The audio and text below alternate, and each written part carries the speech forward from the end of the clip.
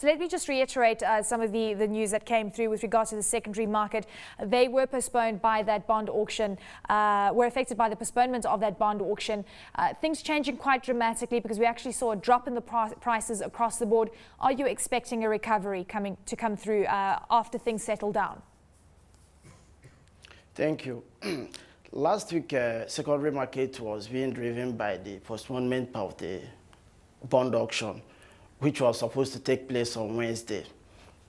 It was rescheduled to take place this week, Wednesday. Activities in the secondary bond market was low as yields move up slightly.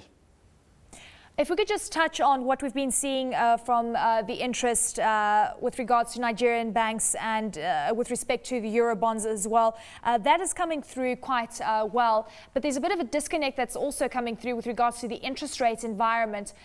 Could you give us more clarity on this and how you expect this to play out going forward?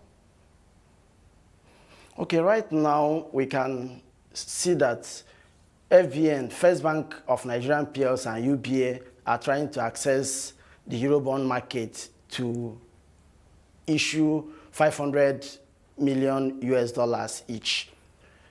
This is not unconnected to the fact that the yields in the domestic market are quite high. And given the fact that the yields in the Eurobond market, considering the fact that when you look at the benchmark of Nigerian Eurobond, that's FGN, which was issued sometime last year as a benchmark to other corporates in the country to issue. Right now, as we speak, the FGN Eurobond yield is doing 5%. So going to assess that market, we should be looking at any good corporate from Nigeria raising money from the Eurobond market at something between 5.5% and 8%. Which is quite reasonable considering what the yields in the domestic bond markets are doing presently. Okay, so let's look at some of the international credit ratings that are coming through for a lot of these banks. First Bank, the international credit rating sitting at B+, and also by S&P and by Fitch, those numbers coming through there. UBA, though, also sitting on a B+ level. Do you think that international investors could favor one over the other, despite the fact that they've got the same rating? Can you come again? Despite the fact that they've basically got the same rating. Yeah, as you can see, both ratings of the banks that are trying to assess the Eurobond market are of investment grade. So looking at that, which is almost the same rating with Nigeria.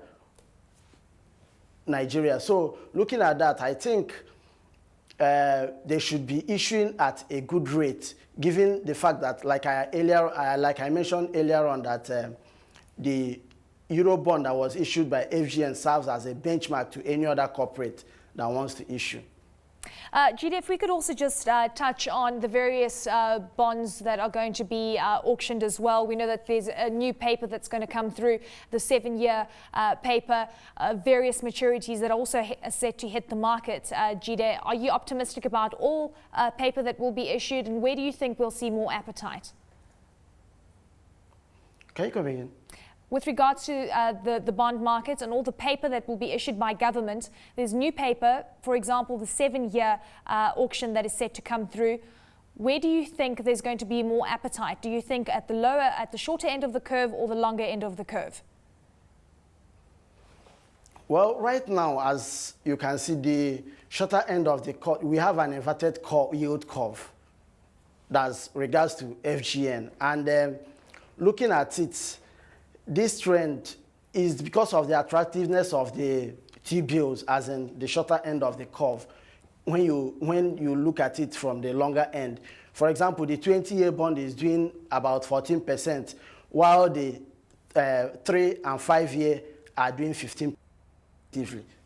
So for now, what we are experiencing in the secondary bond market is an inverted yield curve, which we expect in the near future will be corrected.